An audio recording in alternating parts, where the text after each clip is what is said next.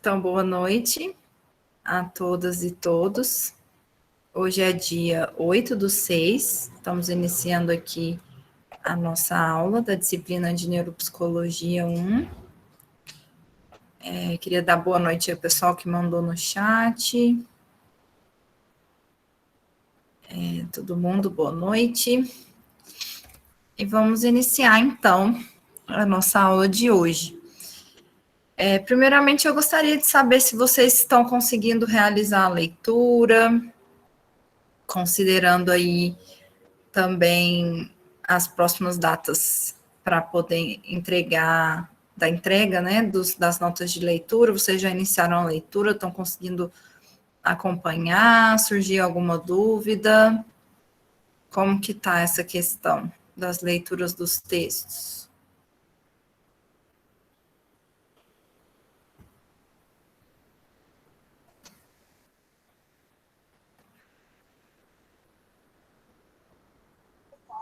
Oi, boa noite. Você está conseguindo me ouvir, professor?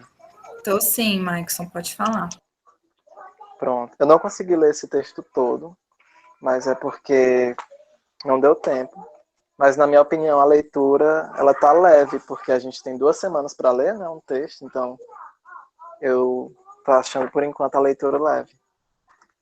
Não está denso nem nada, na minha opinião. Madison está falando aí que esse último não conseguiu terminar. Qual que é o último que você está falando, Madison? É o da atividade consciente do homem. Da atividade consciente do homem, ele é mais tranquilo, né? Uhum. Ele é mais acessível, menos denso. Depois, quando a gente entrar em fundamentos de neuropsicologia, que vai ficando um pouquinho mais complexo, mas esse aí tá tranquilo. Giliard também está concordando que está tranquilo, né? Para mim é importante saber isso, se vocês estão conseguindo acompanhar, se estão conseguindo ler, porque é uma disciplina que, apesar de introdutória, ela difere um pouco das outras disciplinas, né? Uma disciplina que tem como pré-requisito anatomia, fisiologia. Algumas pessoas que estão aqui quebraram esse requisito para poder realizar a disciplina. Então, para mim é importante saber se vocês estão conseguindo acompanhar, se está muito muito complexo ou muito fora da bagagem que vocês já trouxeram, né, anteriormente, por outras disciplinas que vocês cursaram. Então, se vocês puderem me dar esse feedback. Júlia está conseguindo acompanhar? Esse texto é um texto que você já leu, já conhecia, a gente trabalhou em estudo orientado, né? Uhum. Então, hoje nós vamos terminar esse texto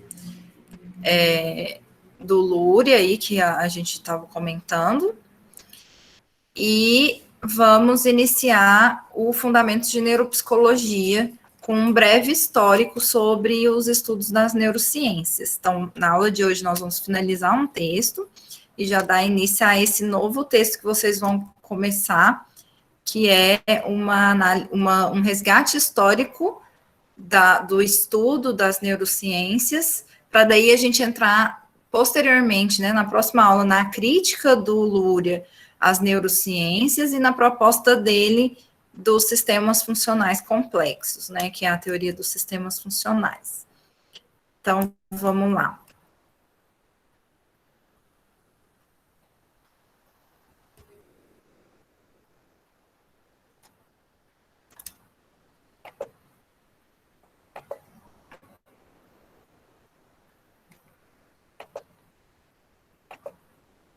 Então, só para retomar rapidamente, deixa eu ver se já apareceu para vocês, já, né? Sim, já apareceu, professor.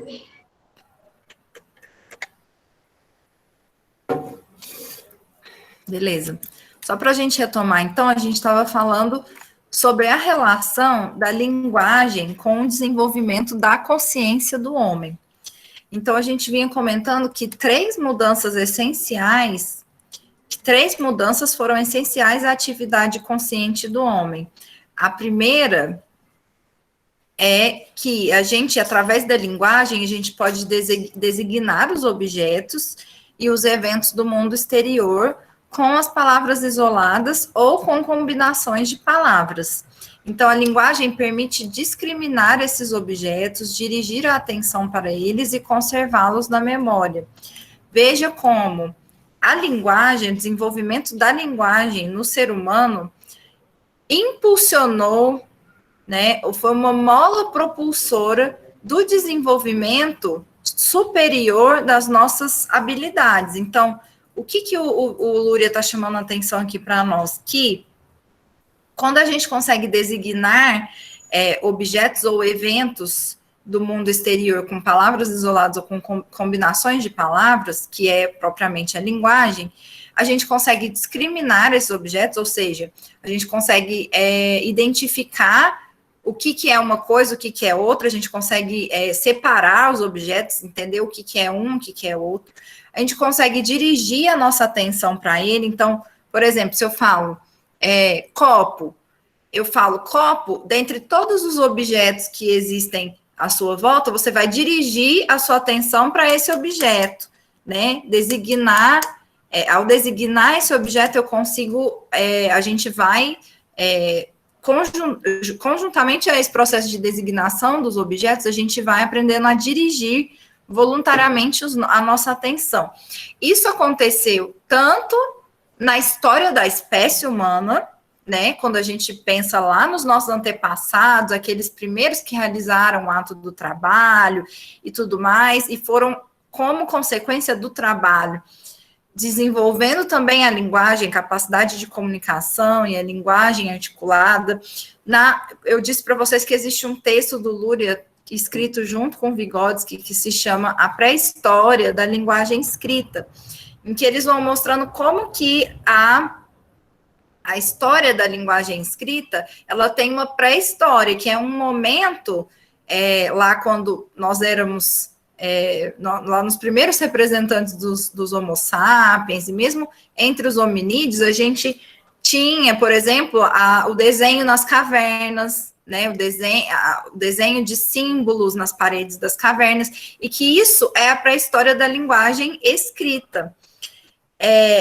Então, essa coisa de designar os objetos com palavras possibilitou, tanto na história humana quanto na história de cada indivíduo, possibilita a gente a dirigir a nossa atenção especificamente para um objeto.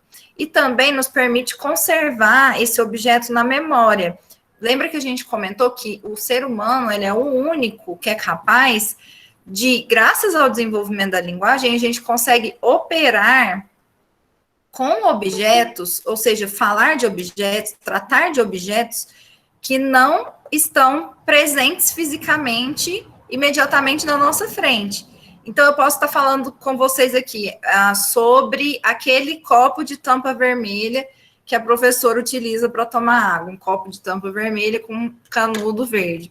Eu retiro ele da frente de vocês e a gente é capaz de continuar falando do copo de tampa vermelha com um canudo verde que a professora utiliza para tomar água durante a aula. Você consegue operar você consegue operar com esse objeto, porque você consegue conservar a imagem desse objeto na sua memória. E isso se deve à linguagem. Então, o ser humano é o único ser que consegue operar com uma realidade que não está presente imediatamente para a nossa experiência sensível imediata.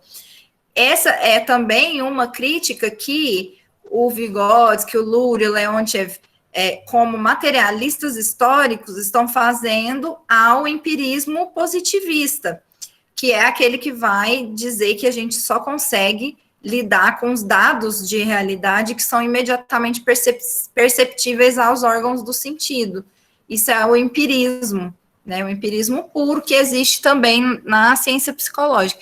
E isso, o que eles estão falando, né? O ser humano não só lida com as coisas que estão colocadas imediatamente, perceptíveis aos nossos órgãos sensoriais, como também a gente lida com a ideia das coisas, com o conceito das coisas, mesmo que elas não estejam colocadas imediatamente aos nossos órgãos dos sentidos. Tudo bem? Tá dando para entender até aí? Isso se dá devido à existência da linguagem, da palavra. Então, veja como a palavra, né, como a linguagem, ela vai, então, impulsionar o desenvolvimento de um novo tipo de atenção, que não é mais aquela atenção elementar, e um novo tipo de memória. Então, ele diz, o homem está em condições de lidar com os objetos do mundo exterior, inclusive quando eles estão ausentes, porque a linguagem duplica o mundo perceptível, permite conservar a informação recebida do mundo exterior e cria um mundo de imagens interiores. A segunda mudança essencial na atividade consciente do homem que a linguagem proporciona é que as palavras de uma língua não apenas indicam determinadas coisas, como abstraem as propriedades essenciais destas. Então, nós falamos da abstração e da generalização, e demos esse exemplo. Como que todos esses objetos aqui são relógios. Vou até dar um outro... Tem aqui uma outra figura, que é a das mesas.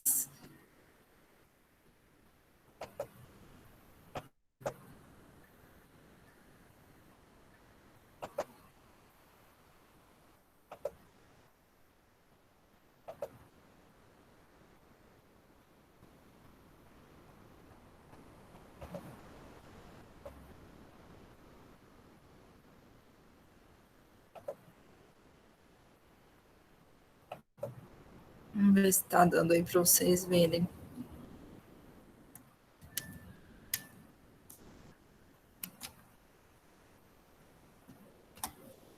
Vocês estão vendo as mesas aí, né? Estamos, professor. Então, como que essa mesa é uma mesa redonda e mais baixa, essa é uma mesa comprida, essa mesa diferente, essa mesa é quadrada, né, assim, retangular e com os pés, não tem 4 pés, só tem 2 apoios, essa só tem um apoio, essa é com os 4 apoios arredondados, essa tem 2 apoios, uma tábua no meio, essa tem 4 apoios que se interligam entre si, e, enfim, todas essas mesas são diferentes. O que faz com que vocês categorizem elas todas como mesas? Quais são os traços essenciais delas? É que ela pode ser o suporte de alguma coisa, de algum objeto? Não sei. Eu acho que eu viajei. Não viajou, não. Tem a função social dela, né, Gabriele, que é dar suporte a algum objeto, que também tem outras funções sociais, que é permitir que o ser humano se sente e apoie um prato de comida e possa se alimentar. E no próprio objeto, ela também tem características essenciais que permitem com que a gente coloque todas essas mesas na mesma categorização, que é categoria mesa.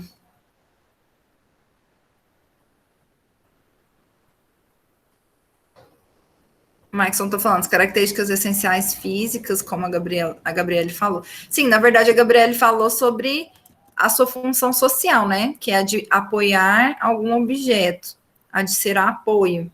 Mas também tem as características físicas, quais que são? Que todas têm.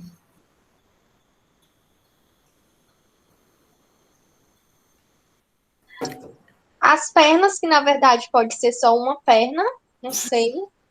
Uhum. Tem a parte de cima mesmo, né, para apoiar, que ela é sempre reta. Uhum. Não sei.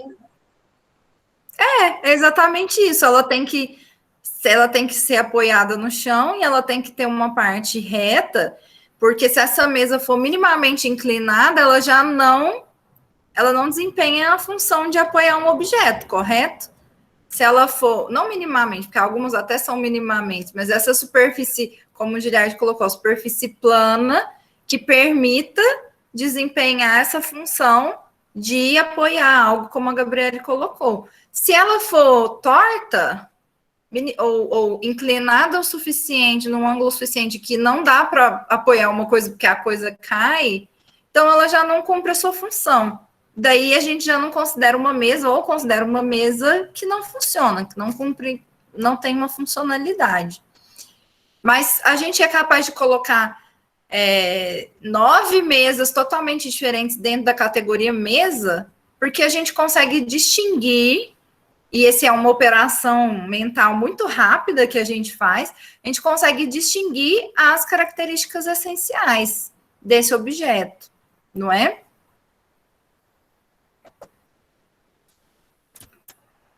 A mesma coisa com os relógios. O que faz a gente colocar todos esses relógios numa mesma categoria? Que é a categoria relógio.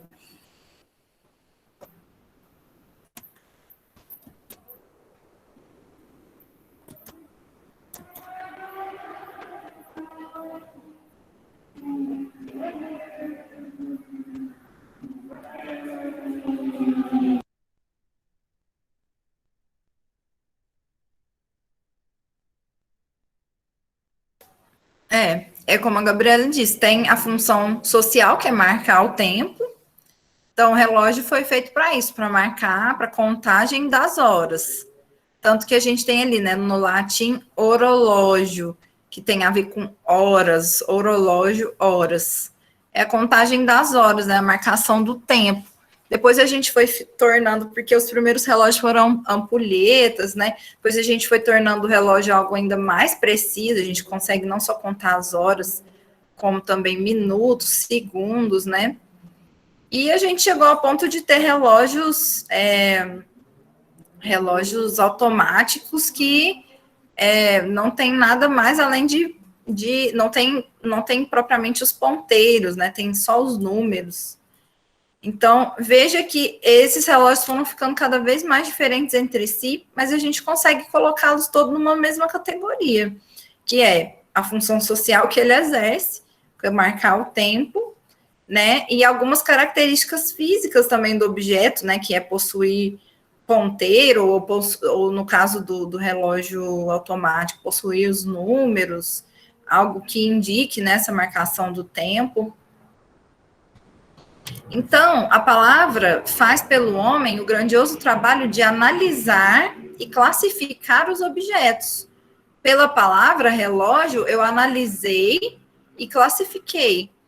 E isso foi se formando ao longo da história social. Isso dá à linguagem a possibilidade de tornar-se não apenas um meio de comunicação, mas também o veículo mais importante do pensamento. A linguagem é o veículo mais importante do pensamento, porque a linguagem não só comunica, a gente não só comunica algo, mas a gente analisa objetos, a gente classifica objetos, classifica eventos, acontecimentos, e portanto, são propriedades do próprio pensamento. Análise, classificação, categorização, generalização, são propriedades do pensamento. Então, veja como a linguagem, ela também vai possibilitando o desenvolvimento do pensamento, né? São dois processos que não são idênticos, linguagem não é igual pensamento, mas eles caminham de forma articulada. O desenvolvimento da linguagem é também o desenvolvimento do pensamento. Então, isso é a linguagem que vai assegurar a transição do sensorial, ou seja, da experiência sensorial, da experiência que parte dos órgãos do sentido imediatamente, para uma experiência, e essa experiência sensorial é possível verificar dentre os animais, mas a experiência racional, intelectual, né? Aquilo que eu dei exemplo para vocês, por que você não se submete à sua experiência sensorial com o clima, por exemplo? Então, você olha para o céu e está ensolarado. E qualquer animal que olhasse para o céu e visse que está ensolarado, ou sentisse na pele que está ensolarado, não procuraria um lugar para se esconder da chuva. Nós conseguimos fazer essa relação através da palavra, da linguagem do pensamento, que embora esteja sol, Pode ser que, devido ao fato de ser verão, devido ao fato de ontem ter chovido, devido ao fato de nessa época do ano costumar chover, embora esteja muito ensolarado, eu vou levar um guarda-chuva para a rua. Então, a gente lida com a realidade externa não apenas a partir da nossa experiência puramente sensorial, que é olhar e ver o sol, sentir o sol, mas a gente lida com uma experiência intelectual, né, que é o próprio pensamento. Veja como a linguagem vai possibilitando esse desenvolvimento, né? E terceira mudança que a linguagem possibilita na atividade consciente do homem é que a linguagem é um veículo fundamental da transmissão de informação. Isso sim é comunicação, né? Que se formou na história social da humanidade, ou seja, ela cria uma terceira fonte de evolução dos processos psíquicos que no estágio do homem aproximam-se das duas fontes, os programas de comportamento transmissíveis por hereditariedade e as formas de comportamento resultantes da experiência de dado indivíduo. Então, a gente viu que o ser humano, ele não tem apenas duas fontes de comportamento, como se tem nos animais, que são os programas de comportamento transmissíveis por hereditariedade, ou seja, aqueles comportamentos reflexos, e as formas de comportamento resultantes da experiência de dado indivíduo, ou seja, a relação do indivíduo só com a tentativa e erro. Então, suponhamos que, tenha um animal que, ao longo do desenvolvimento, ao longo do processo evolutivo, ele descobriu por tentativa e erro, né, um único animal, que aquela água ali daquele rio está envenenada. Ele só tem duas opções do ponto de vista da sua atividade, né? Que descobriu que a água está envenenada, aí morreram tantos animais que aí vai se inscrevendo na sua constituição genética certa dificuldade com aquela região, aquele rio, né? Isso vai se inscrevendo na sua constituição genética, que é algo que leva milhares de anos, né? Milhares de novas gerações dos animais, ou ele tem também a forma de comportamento resultante da sua experiência como dado indivíduo. Então, aquele animal não vai mais aproximar daquela água.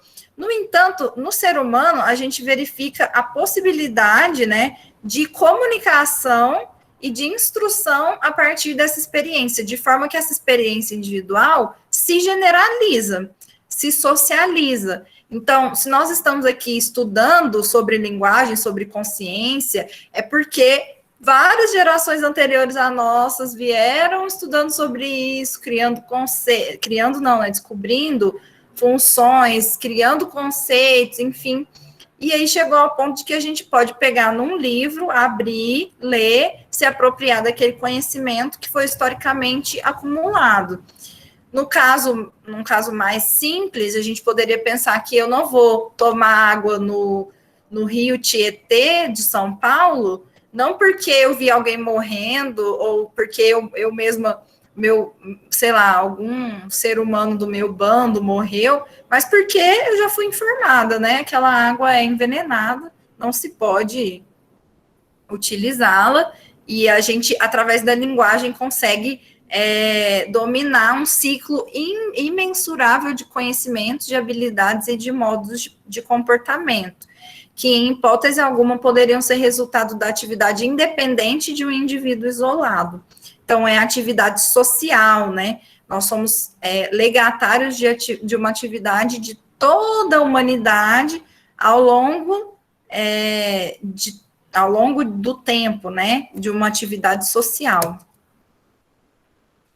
Então, a importância da linguagem para a formação da consciência consiste em que ela efetivamente penetra em todos os campos da atividade consciente do homem e eleva a um novo nível o desenrolar de seus processos psíquicos. Então, a gente vai ver como que a linguagem, ela eleva a um outro patamar todas as funções que nós temos. Ou seja, a linguagem, ela perpassa todas as nossas funções psicológicas e possibilita que essas funções se elevem a um novo nível, que são as funções psicológicas de tipo superior. No caso da percepção, vamos ver como que a linguagem reorganiza a percepção. Então, a linguagem reorganiza substancialmente os processos de percepção do mundo exterior e cria novas leis dessa percepção. É sabido que existe no mundo um número imenso de objetos, formas, matizes e cores, mas é muito limitado o número de palavras que designam esses objetos, formas e matizes. Isto leva a que, quando relacionamos o objeto, a forma ou matiz com alguma palavra, por exemplo, mesa, relógio, círculo, triângulo, vermelho, amarelo, nós realmente selecionamos os traços essenciais e generalizamos os objetos, formas e cores perceptíveis em determinados grupos ou categorias. Então, veja que interessante. Quando a gente designa algo como mesa ou como relógio, círculo, triângulo, vermelho, amarelo, nós estamos selecionando dentre as inúmeras possibilidades de formas, matizes, cores dos objetos da natureza, do mundo. Quando a gente vai e chama de círculo, ou de triângulo, de vermelho ou de amarelo, nós estamos selecionando traços essenciais desses objetos e nós generalizamos esses objetos, formas e cores perceptíveis em determinados grupos ou categorias. Então, a linguagem permite com que a gente tenha uma percepção de traços essenciais e permite que a gente selecione esses traços e, a partir desses traços, a gente generalize objetos, ou formas, ou cores, que são perceptíveis e a gente generaliza isso em grupos ou categorias. Isto dá à percepção humana traços que a distinguem radicalmente da percepção do animal. A percepção humana se torna mais profunda, relacionada com a discriminação dos indícios essenciais do objeto. Então, a percepção humana é generalizada e permanente, diferente da percepção dos animais. Até aqui tudo bem, gente? Tá dando para acompanhar?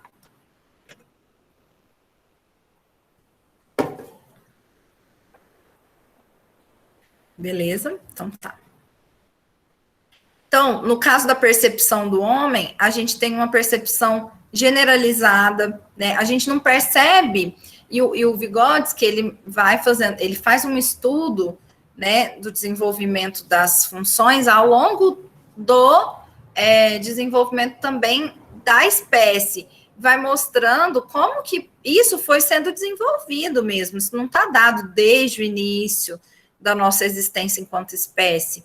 Por exemplo, vão ter algumas tribos, algumas formas de sociedade que são consideradas primitivas no sentido de desenvolvimento mesmo, de forças produtivas e tudo mais, em que a gente não vai ter a palavra copo para todos os tipos de copo. Então, a generalização não é completa, né? A generalização, ela vai sendo cada vez, ela vai se sofisticando com o tempo. Então, nessas comunidades, por exemplo, nesses lugares, nessas tribos, a gente não tem uma palavra só para todos os tipos de copos, mas a gente tem mais palavras para tipos diferentes de copos. Não sei se vocês estão entendendo, mas então, por exemplo, um copo, um vasilhame, que seja, sei lá, de barro, ele tem um nome, um que seja de outra cor tem um nome. Então, ainda não se generaliza totalmente, não se abstrai totalmente os indícios essenciais para criar uma categoria só para todos os copos.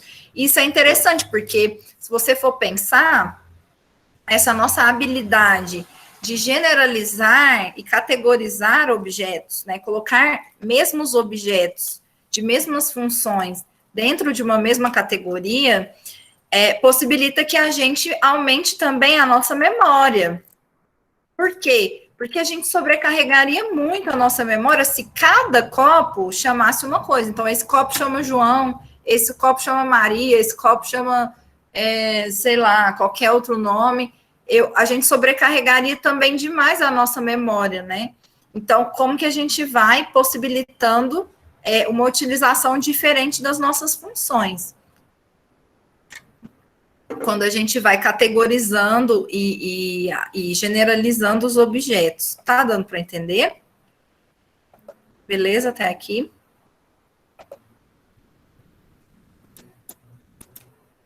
Então tá. No caso da atenção, se a atenção do animal tinha caráter imediato, era determinada pela força, a novidade ou o valor biológico do objeto, que dirigiam automaticamente ou arbitrariamente a atenção do animal, com o surgimento da linguagem e baseado nela, o homem se acha em condições de dirigir arbitrariamente a sua atenção. Então, aqui, na verdade, está errado aqui esse termo. Opa! Deixa eu só arrumar.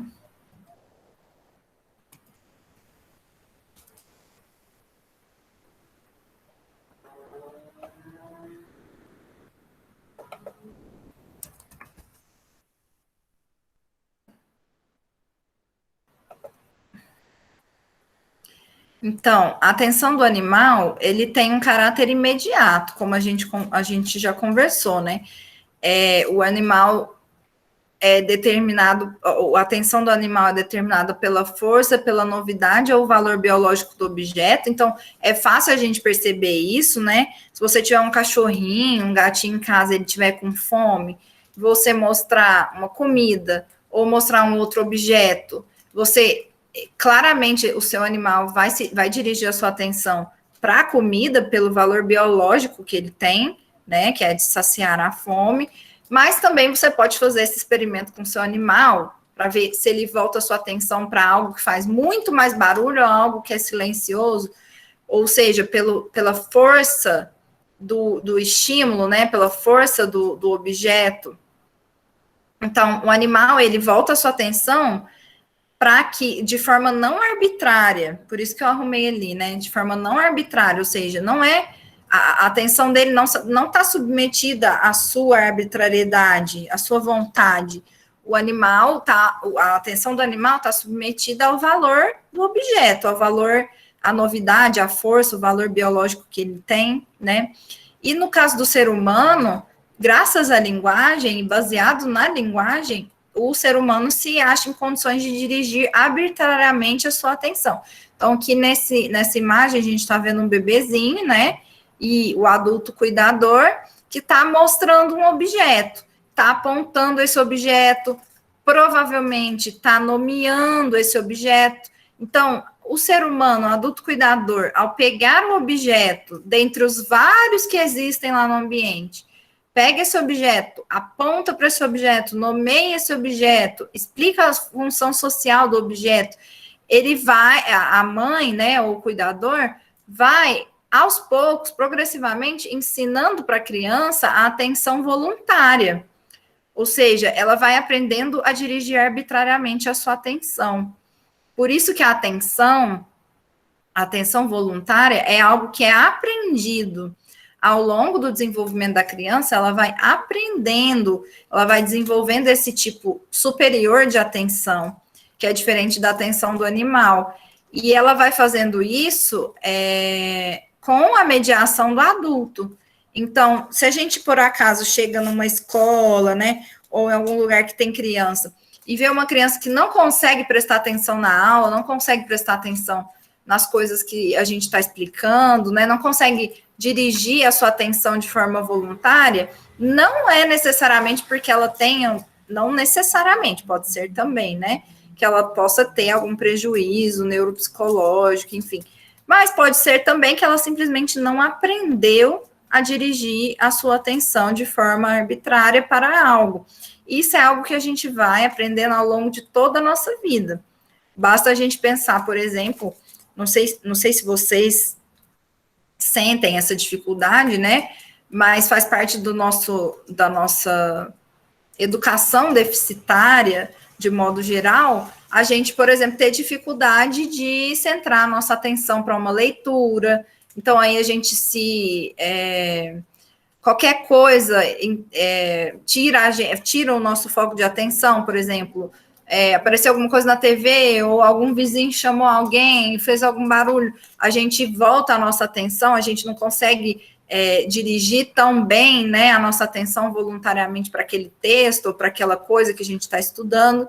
Isso tem a ver com o nosso nível de aprendizagem da atenção voluntária, que nós precisamos aprender, treinar a atenção voluntária, é necessário, porque ela não é meramente biológica, né? Ela é algo exclusivamente humano, cultural, que nós precisamos aprender.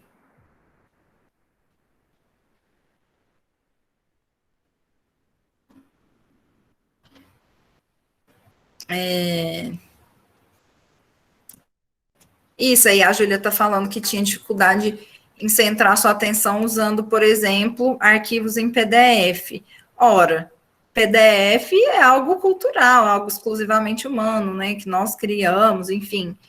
PDF é digamos, uma novidade histórica, né? Então, nós precisamos aprender a lidar com aquilo, dirigir a nossa atenção para aquele tipo de material, não é algo que está inscrito na nossa,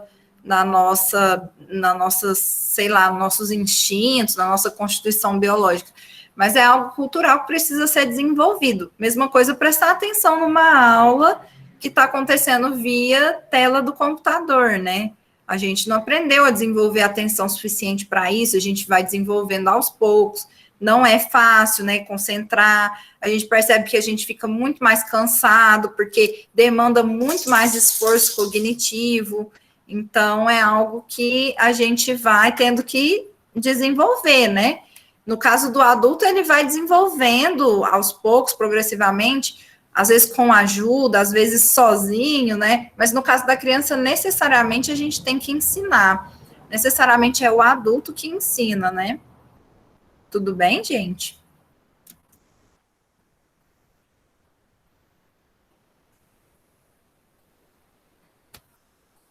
Então, no caso da memória... Peraí. Só um minutinho.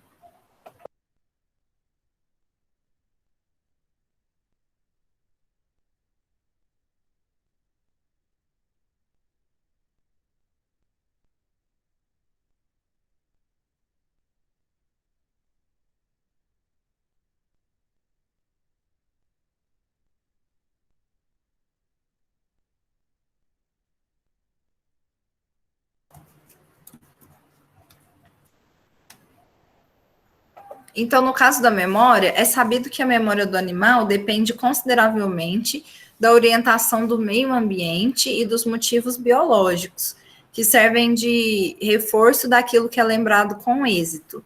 No nível humano, e apoiada nos processos do discurso, da linguagem, né, a linguagem se torna pela primeira vez atividade mnemônica consciente, na qual o homem coloca fins especiais de lembrar, organiza o material a ser lembrado e acha-se em condições não só de ampliar de modo imensurável o volume de informação que se mantém na memória, como ainda de voltar-se arbitrariamente para o passado, selecionando nele, no processo de memorização, aquilo que em dada etapa se lhe afigura mais importante.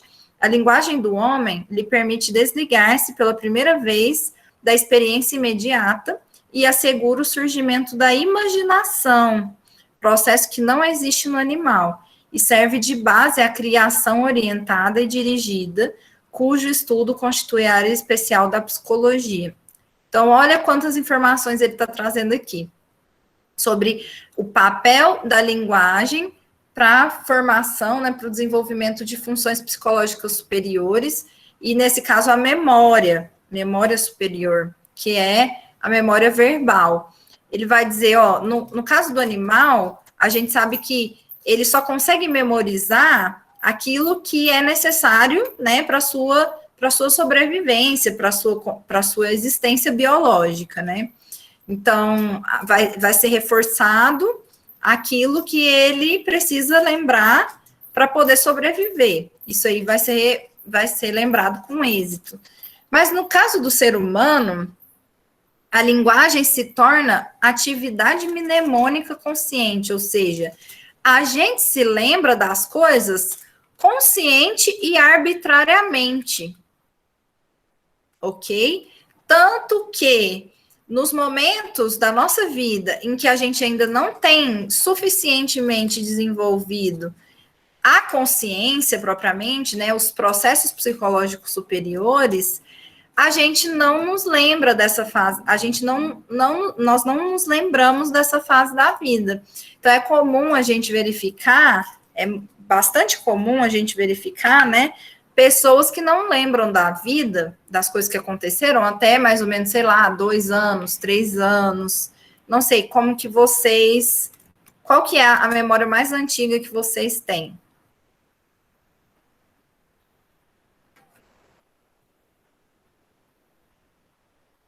Gente, qual que é a memória?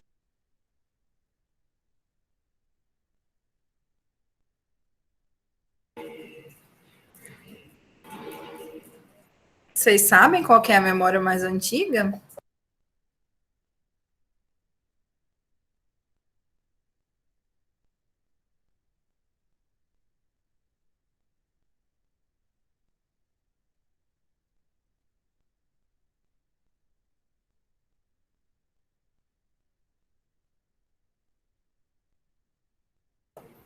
Então, tem muitas pessoas que nem se lembram, eu também não me lembro qual que é a minha memória mais antiga. Quando eu faço muito esforço, eu consigo lembrar ali pelos 6 anos, olha, tanto que eu não consigo lembrar de nada de 3 anos. Eu consigo lembrar quando eu estava sendo alfabetizada, e olha lá, mais ou menos uns 6, 5 anos. E a Júlia, por exemplo, está falando que lembra de 3 anos de idade, Jaine com 6 anos, o Maikson com 5 anos, não lembro de nada antes dos 5 anos, Lucas lembra com uns 3 anos, Beatriz com uns 4 anos, por aí. É mais ou menos nessa idade, né, que a gente está desenvolvendo mais as nossas funções psicológicas superiores, a própria linguagem está se tornando uma linguagem mais autônoma, né, na criança. Então, por exemplo, aos 6 anos, que é o caso da minha memória mais antiga, eu lembro de ser alfabetizada, ou seja, de me apropriar da linguagem escrita, é algo que marcou a minha memória, né. Então, o que o Lúria tá explicando, né? Que é justamente a linguagem que possibilita essa atividade de memória consciente. Então, a gente lembra mais ou menos ali dos 3, 4, 5, 6 anos, porque a nossa memória ela vai se tornando consciente. Então, antes disso, a nossa memória é uma memória mais parecida com a memória biológica, de motivação biológica.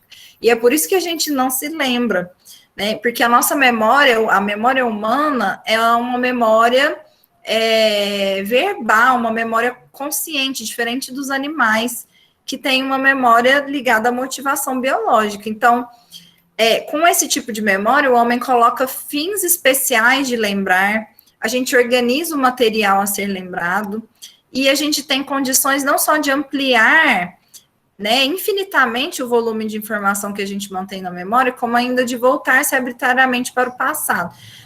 Quando ele está falando dessa coisa de aumentar o volume de informação que se mantém na memória, é justamente por causa da categorização, da generalização. É claro que a gente, todo mundo aqui vai concordar que a memória humana não é assim a mais perfeita, né? A gente não está falando assim que a gente consegue lembrar de tudo, mas nós criamos objetos, nós criamos instrumentos que nos possibilitam guardar informações, guardar dados. Por exemplo, um caderno, uma caneta, né, onde a gente anota. Então, quando vocês estão aqui assistindo a aula, alguns estão anotando no caderno. O que é anotar no caderno? Anotar no caderno é possibilitar a ampliação da sua memória. Através daquele objeto, você consegue amplificar a sua possibilidade de se lembrar de algo, daquelas informações novas que vocês ainda não têm contato, e, portanto, são informações mais difíceis de assimilar, né? Então, o ser humano, ele não, a nossa memória não está submetida a uma motivação biológica, mas pelo contrário, é algo que a gente torna consciente. Então, ele vai dizer, a gente volta-se arbitrariamente para o passado, ou seja, você consegue, de forma arbitrária, lembrar de algo do passado. Claro que se estiver dentro das suas possibilidades. Então, por exemplo, sei lá, quando, não sei, suponhamos que você, que aconteceu alguma coisa muito feliz no seu passado, o dia que você passou no vestibular, algo que foi muito marcante. Você consegue hoje, depois de, sei lá, algum tempo que isso aconteceu, alguns anos, você consegue arbitrariamente recuperar essa memória. Nossa, lembra quando eu passei no vestibular? Lembra quando meu filho nasceu? Quando eu casei, né? Memórias que você arbitrariamente consegue recuperar do passado. Isso não acontece com os animais, né? E isso se dá graças à linguagem. Então, a linguagem do homem permite desligar-se pela primeira vez da experiência imediata e assegura o surgimento da imaginação. É por isso que a linguagem, na sua relação com a função psicológica da memória, possibilita a imaginação, porque, primeiro, por causa daquilo que a gente falou, que é operar com algo que não existe imediatamente na sua frente, então a gente consegue pensar em coisas que não estão presentes aqui de forma imediata, e isso é a base da imaginação, né? A imaginação é a gente conseguir trabalhar com elementos que não estão presentes imediatamente, e a imaginação está muito ligada com aquilo que a gente chamou de pré-videação, né? Lembra que quando a gente trabalhou a gente estava falando do trabalho. Ups. Lembra quando a gente estava falando do trabalho e a gente disse que o trabalho era 3 processos, né? Pré-videação, busca pelos meios e objetivação.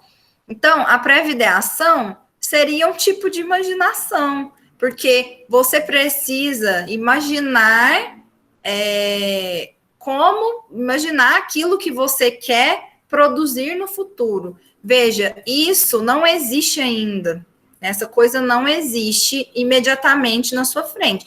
Ela deve, claro que você tem os elementos dessa coisa presentes na natureza, igual a gente usa o exemplo da machadinha, né? Tem pedra, tem pau, você não trabalha com o completo nada.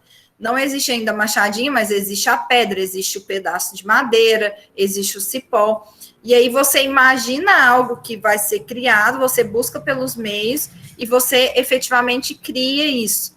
Veja como a imaginação, essa prévia ideação, isso de imaginar, é a base para a criação.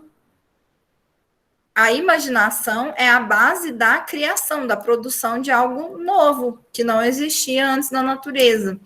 E isso tudo, no homem, adquire uma especificidade ainda maior, né? Fica ainda mais especial, porque é mediada ainda pela linguagem, né? Então, como que a linguagem possibilita o surgimento da imaginação, que serve de base à criação. E a linguagem, como a gente disse, também possibilita o desenvolvimento do pensamento. Então, só com base na linguagem e com sua participação imediata, constituem-se as complexas formas de pensamento abstrato e generalizado. O surgimento dessas formas representa uma das aquisições mais importantes da humanidade. Peraí, gente, deixa eu só falar aqui com a cachorrinha.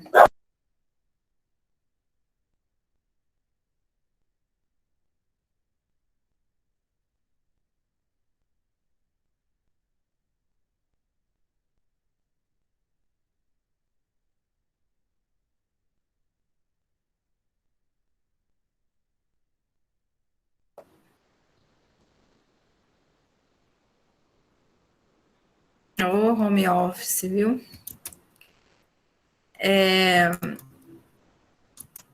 Então, só com base na linguagem e com sua participação imediata, constituem-se as complexas formas de pensamento abstrato e generalizado.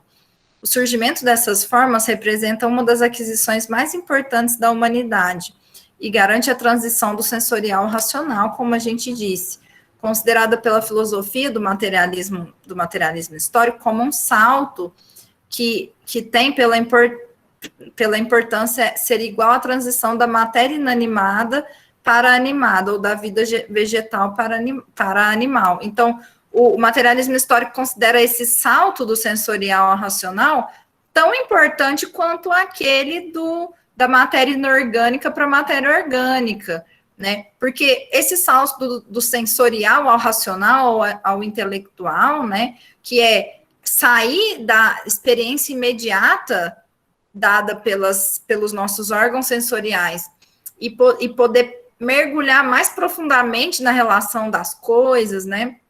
Através da linguagem, do pensamento, essa capacidade que nós temos, veja, que é dada pelo trabalho. Então, o ser humano não é um animal racional. Nós somos seres sociais que desenvolvemos o pensamento porque nós conseguimos atuar diretamente na realidade e transformá-la, na natureza e transformá-la. Ao fazer isso, nós transformamos também a nós mesmos. Esse salto do sensorial ao intelectual é tão importante quanto o salto da matéria inorgânica para a matéria orgânica, ou da vida vegetal para a vida animal. Por quê? Porque criou um ser totalmente novo e qualitativamente diferente de todos os seres da natureza. Todos os seres da natureza restringem a sua atividade a uma atividade sensorial. O ser humano tem uma atividade consciente. Nós desenvolvemos a nossa consciência, né? Então, isso é o que nos caracteriza enquanto tais, enquanto seres humanos. E, por último, então, a gente tem a questão das vivências emocionais, algo que também é especificamente humano.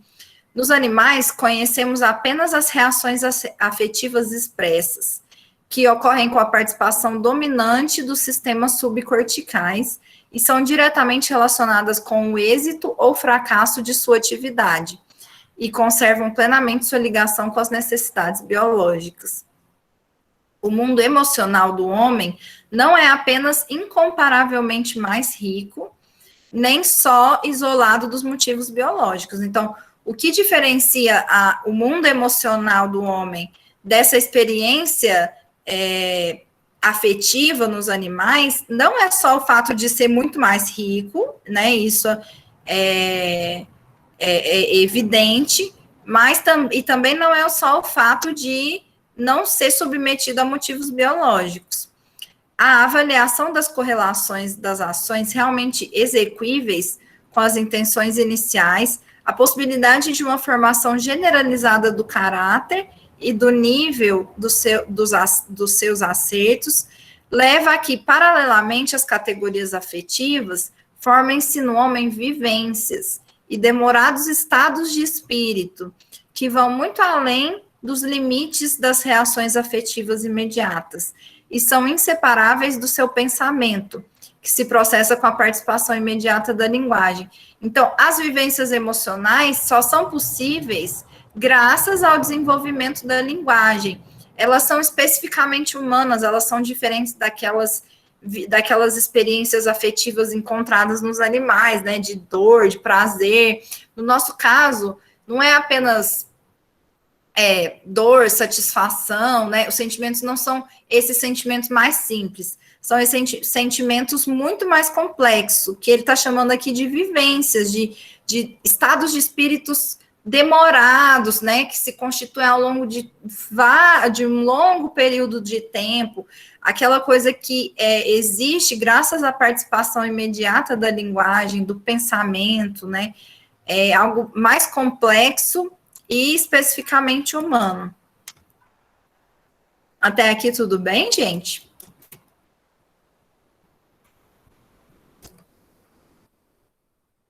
Tranquilo?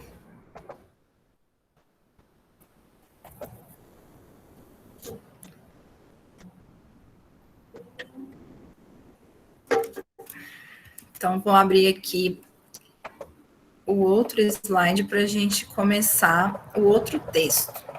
Aí a gente vai só iniciar a discussão desse texto. Hoje, provavelmente, a gente vai terminar um pouquinho mais cedo, porque nós não vamos entrar imediatamente no texto, nós vamos ver só um preâmbulo, digamos assim.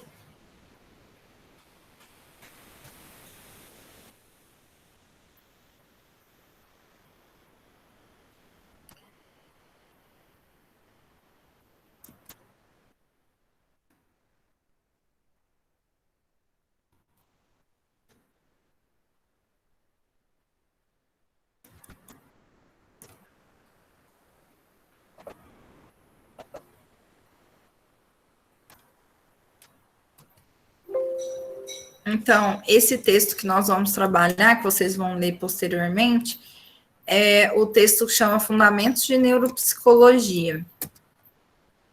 Nós vamos ver, né, nessa parte da nossa disciplina, primeiramente, a história do estudo sobre o cérebro e a mente. Nós vamos ver as teorias na antiguidade, que são as teorias dos três e as teorias da antiguidade, né, da antiguidade clássica, os gregos. Bem rapidamente, nós vamos ver também a teoria dos três ventrículos da Idade Média, que ainda exerce alguma influência, mesmo com a emergência da neurociência clássica, né? Posteriormente, o surgimento da neurociência clássica com a própria modernidade, que são lançadas as teorias do localizacionismo e do antilocalizacionismo. E, terceiro ponto, nós veremos a teoria dos sistemas funcionais, do Luria, em que ele vai tentar dar resposta ao localizacionismo e ao antilocalizacionismo, né? Vai tentar demonstrar como essas duas escolas de pensamento estão parcialmente corretas e parcialmente incorretas, revisando os conceitos de função, localização e sintoma. E, por fim, a gente vai tentar trazer um convidado especial para a gente fazer um estudo de caso dentro da concepção dos sistemas funcionais, a gente fazer um estudo de caso de algum caso clínico, né, que a gente possa aplicar os conceitos da teoria dos sistemas funcionais para tentar entender o caso clínico. Então, essa é uma fase do Luria. Oi? Antes de você começar, é porque o Maicson queria que você explicasse a respeito das emoções, que ele não entendeu bem. Ah, tá. Ai, desculpa, Maicson, não vi aqui no chat. Nesse momento a gente não tem como aprofundar muito na teoria das emoções, né? Que o Vygotsky, ele tem uma teoria das emoções em que ele vai tentar demonstrar assim, qual que é essa diferença. Tem que sempre lembrar disso, Maicson, que ele está tentando estabelecer a diferença entre os processos humanos, né, dos processos que a gente encontra na natureza. E aqui, de forma bem introdutória, o que ele está mostrando é só isso. Não é difícil, assim, não, como a gente não aprofundou na teoria das emoções, não tem como avançar para além disso, mas o que ele está mostrando nos animais, as respostas afetivas estão ligadas a motivos biológicos e estão ligadas a experiências imediatas com a realidade, né, com a natureza circundante. No homem, isso se modifica. As emoções, elas são, primeiro, elas não são ligadas a motivos biológicos, né? As emoções, elas são experiências que também não são imediatas. Elas são mediadas pela linguagem, pelo pensamento. Então, por exemplo, um exemplo que eu gosto de dar quando a gente discute essa questão das emoções. As emoções, como elas não são biológicas, como elas são exclusivamente humanas, elas são aprendidas. Então, a gente ensina a criança, né, a mãe, o adulto cuidador, tá o tempo todo ensinando a criança o que é o sorriso, o que é a alegria, o que é a felicidade. A gente vai ensinando para a criança, né, o que são, nomeando as emoções, nomeando os sentimentos, né. Por quê? Porque são, como a palavra que o Luria usou ali, são estados de espírito. Não é simplesmente uma experiência que você algo que você experimenta de forma imediata com a natureza, mas é algo que demora, né, que tem um início, um começo, uma durabilidade. Então, ele está explicando de forma bem introdutória essas diferenças, como que no ser humano as emoções, primeiro, não são ligadas a motivos biológicos, segundo, elas não são uma experiência imediata com o entorno, é uma experiência mediada pelo quê? Mediada pelo pensamento, pela linguagem, por experiências que são demoradas, né? Que tem uma grande, tem uma grande durabilidade. Então, nesse momento, ele trouxe mais ou menos essas diferenciações, como que as emoções humanas, elas também perpassam a linguagem possibilita a constituição de vivências, de vivências emocionais que são diferentes daquelas verificadas no mundo animal. Deu para entender mais ou menos? Deu para esclarecer mais um pouco? Então, tá. Então, Lúria, ele vai colocar o seguinte, essa frase: o cérebro humano, o mais requintado dos instrumentos, capaz de refletir as complexidades do mundo ao nosso redor. Então, já aqui, a gente tem uma diferenciação do que é a questão do cérebro, né, do que é o cérebro humano, do ponto de vista do materialismo histórico, né, sempre lembrando que o Lúria, ele parte do materialismo histórico, né, concepção marxista, e ele vai dizer, uma dessas especificidades é essa compreensão de o cérebro como um órgão capaz de refletir, idealmente, algo que existe na realidade. Então, novamente, o cérebro é o órgão, né, o mais requintado dos instrumentos, que possibilita que a gente reflita idealmente, ou seja, nas ideias, algo que está presente na realidade. Então, para o Lúria, o cérebro tem sempre, né, a funcionalidade cerebral tem sempre essa relação intrínseca, essa relação estreita com a realidade. É o órgão capaz de refletir as complexidades do mundo ao nosso redor. Então, por que o cérebro humano é tão requintado e é tão sofisticado? Porque ele é esse órgão que possibilita refletir as complexidades da realidade nas ideias, né, na compreensão ideal. Então, a neuropsicologia, né, o Lúria, ele estabelece que a neuropsicologia vai surgindo, principalmente a partir da emergência da modernidade, a partir de certas perguntas. Por exemplo, como o cérebro é construído e qual a natureza da sua organização funcional? Que estruturas ou sistemas do cérebro geram aqueles complexos planejamentos e necessidades que distinguem os homens dos animais? Então, essa aqui é uma pergunta do próprio Lúria, né? Ele está falando assim, se a gente partiu daquele pressuposto do trabalho, de que o ser humano é capaz de imaginar ou operar com a prévia ideação, buscar pelos meios e construir algo que não existia, algo novo, que não existia na natureza, ou seja, ele é capaz de planejar ações futuras. Quais são as estruturas e os sistemas do cérebro que geram esses complexos planejamentos e necessidades que distinguem os homens dos animais? Como são organizados os processos nervosos que capacitam as informações derivadas do mundo exterior? Então, como são organizados os processos nervosos que tornam possíveis a gente refletir na nossa mente essa complexidade do mundo exterior? Quais são as estruturas, né? Como que a gente recebe, analisa e armazena essas informações? Como são construídos os sistemas que programam, regulam e posteriormente verificam as formas complexas de atividade consciente que são dirigidas para a realização de metas, a execução de desígnios, a concretização de planos.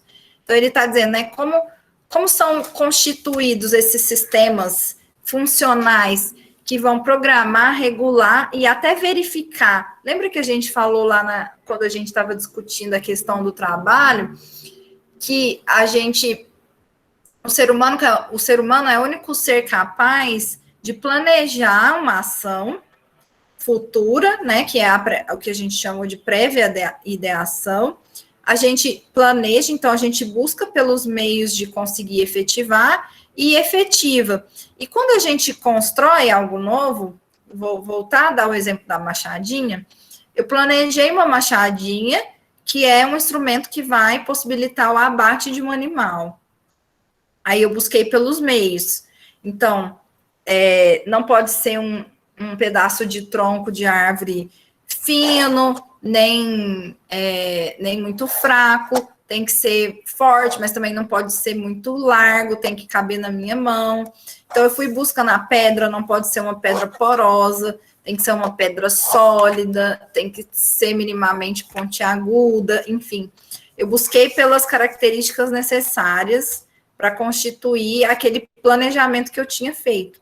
Depois que eu construí esse instrumento, também tem que ter um sistema capaz de verificar, de uma verificação, se essa atividade dirigida à realização de metas e tudo, né? Se essa atividade, ela condiz com aquele planejamento inicial. Então, o Luria está querendo saber onde no cérebro se constituem esses programas que regulam e posteriormente verificam a atividade consciente dirigida a um objetivo futuro. Até que deu para entender, gente?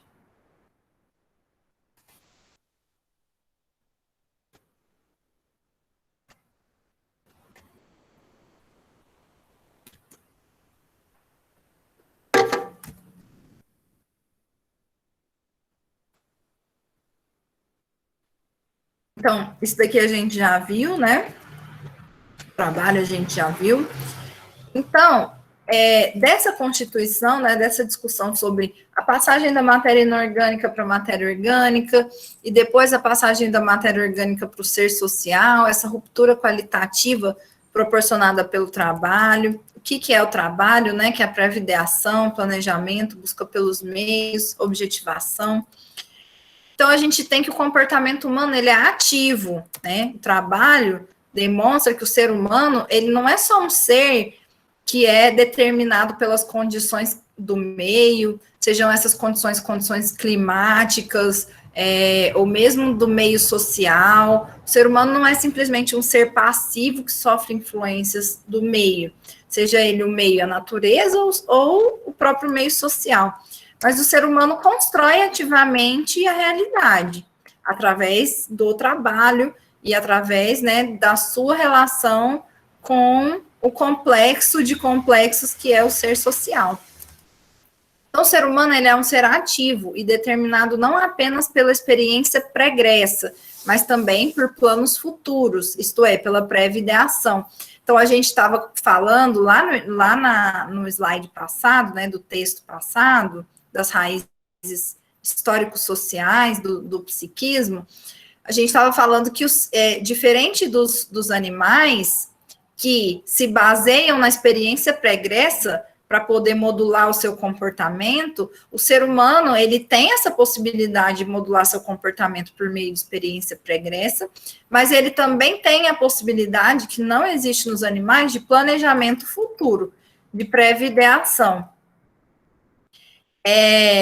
O cérebro humano pode não apenas criar esses modelos do futuro, como subordinar a eles o seu comportamento. Então, veja, quando a gente planeja a machadinha, olha outra coisa que acontece nesse processo, quando eu planejo a machadinha e vou buscar pelos meios de executar esse planejamento. O que eu tenho que fazer nesse processo de busca pelos meios? Eu tenho que subordinar o meu comportamento ao que eu planejei. Então, eu planejei a machadinha e eu tenho que subordinar o meu comportamento, minha atenção, minha memória, minha percepção. Todas as minhas funções vão estar subordinadas ao plano que eu fiz. Então, eu planejei aquele instrumento, agora eu tenho que usar todos os meus recursos para poder chegar executar aquele planejamento. E isso tem evidentemente, tem uma consequência do ponto de vista cerebral, né? O ser humano pode não apenas criar modelos do futuro, como subordinar a esses modelos seu comportamento. Então, o objetivo do estudo dos fundamentos da neuropsicologia, do ponto de vista do Luria, é compreender a base cerebral do funcionamento complexo da mente humana e discutir os sistemas do cérebro que participam na construção da percepção e da ação, da fala e da inteligência, de movimentos e atividades conscientes dirigidos a objetivos. Nesse sentido, o progresso da neuropsicologia, segundo Luria, depende de outras áreas do conhecimento, como a morfologia, a fisiologia, a psicologia e a clínica médica.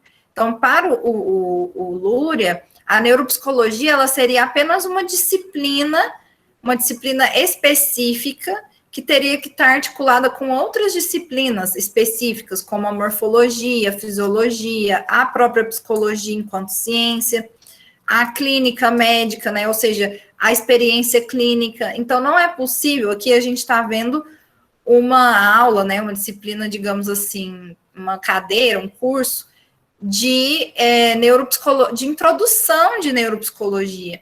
Mas para vocês se tornarem neuropsicólogos, né, para vocês se tornarem pesquisadores de neuropsicologia, a gente teria que ter um curso, né, que oferecesse a possibilidade de uma experiência clínica, de articulação com outras disciplinas de morfologia, fisiologia, com o próprio estudo das funções psicológicas, que é algo da psicologia, né? Então, para o Luria, que foi o criador da neuropsicologia, que é esse ramo novo da ciência, o objetivo específico e peculiar da neuropsicologia é a investigação do papel dos sistemas cerebrais individuais em formas complexas de atividade mental. A neuropsicologia se tornou, portanto, um importante campo da medicina prática, porque é através da experiência clínica que a gente consegue investigar isso daqui, investigar o papel dos sistemas cerebrais nas formas complexas de atividade mental. Então, com a consequente introdução de novos métodos para facilitar o diagnóstico tópico e mais exato de lesões cerebrais locais. Então, ainda segundo o Luria, né, ele vai dizer que é necessário superar os modelos explicativos de analogia do cérebro com automatismos, computadores, máquinas, redes, né? Isso é o que a gente mais vê, principalmente a neuropsicologia cognitiva, né, de base cognitiva, que é esse tipo de representação que a gente está vendo aqui, né?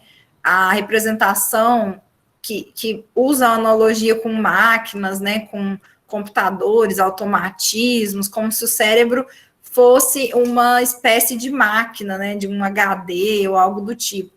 E aí o Luria diz que é necessário superar essas analogias, esses modelos explicativos, porque o cérebro é um sistema funcional altamente complexo e construído de forma peculiar, baseado em outros princípios que não podem ser representados por análogos mecânicos.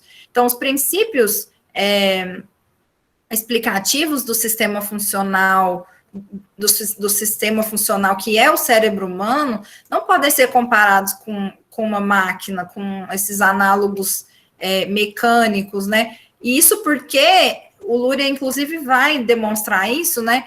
Uma máquina, ela é sempre igual, né? A gente constrói um modelo de uma máquina e a gente pode replicar essa máquina. No caso do funcionamento do cérebro humano, ele é individual e ele diz respeito à história humana, à história do indivíduo, né? E ao acesso que esse indivíduo teve à cultura e às possibilidades de desenvolvimento. Então, o cérebro humano é muito mais complexo do que uma máquina, principalmente também porque ele é único, ele é muito peculiar, né, como ele diz aqui, é construído de forma peculiar, de forma única, diferente de uma máquina.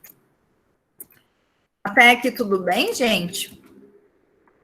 Vocês já viram esse tipo de representação do cérebro como máquina, como um autômato? Até aquela ideia, né, de inteligência artificial, nos filmes, a gente vê muito isso, né, comparação da constituição cerebral com máquinas. Vocês já viram isso?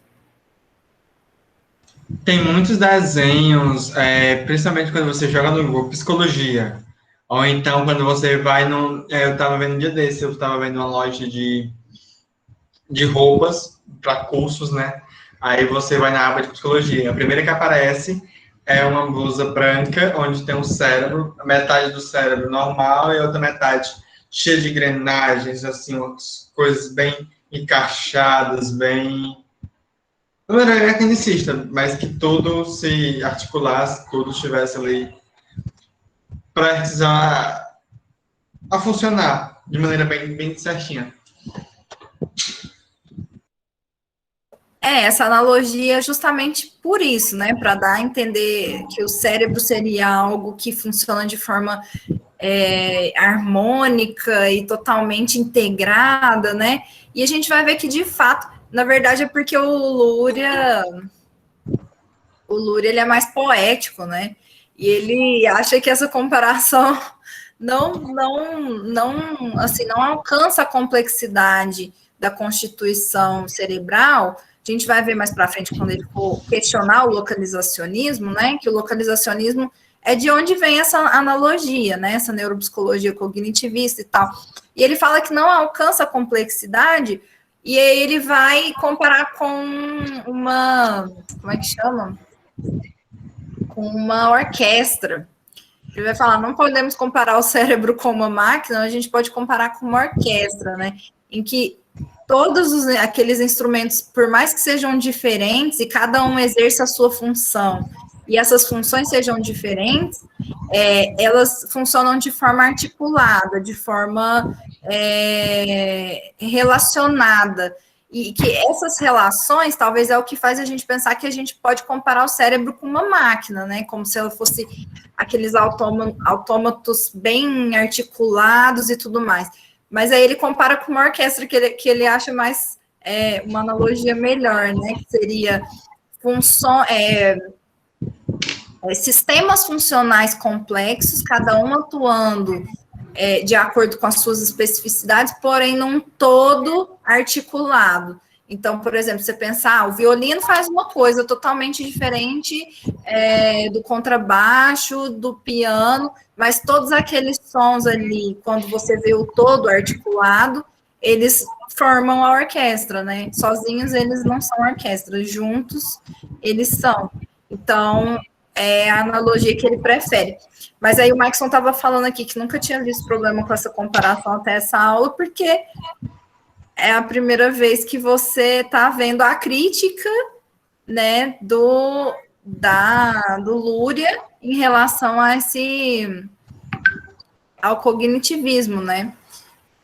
Então, é por isso que, pela primeira vez, você vai ver essa crítica, que ele está criticando, né, essas neurociências cognitivistas, mais ligadas ao behaviorismo e tudo mais. Essa aqui é a crítica. Beleza, gente? Podemos finalizar por aqui, então. Quitéria chegou agora. A gente estava finalizando, mas poder... Pedir desculpa pelo atraso, tá? Só tive questões pessoais, eu não consegui, mas eu vou assistir a aula gravada. Certo, sem problemas. Então, a gente pode finalizar por aqui. Na próxima aula, a gente inicia aqui bem rapidamente como que a gente iniciou o nosso conhecimento ocidental sobre o funcionamento cerebral. Então, a gente vai ver os gregos, né, os pré-socráticos, Hipócrates, Aristóteles, Galeno, principalmente Galeno, deu uma boa adiantada aí nessa discussão sobre o cérebro. E aí a gente vê esse resgate histórico para a gente tentar entender também de onde vêm as nossas próprias concepções, né? É bem interessante ver que muitas das coisas que a gente, que está no imaginário popular, né, da próprio conhecimento popular, é algo que vem lá da antiguidade, dos gregos, né, essa ideia de relacionar a emoção com o coração, falar, meu coração partido, né, ou, enfim, isso tudo vem lá das primeiras teorizações sobre o funcionamento orgânico, sobre a relação do organismo com as emoções. Então, a gente vai ver, é bem interessante essa parte. E aí, a gente retoma, então, na próxima terça-feira, tudo bem? Finalizamos por aqui, então, e a gente se encontra semana que vem. Um abraço para todos e bom descanso. Tchau, gente. Boa noite. Boa semana. Boa noite.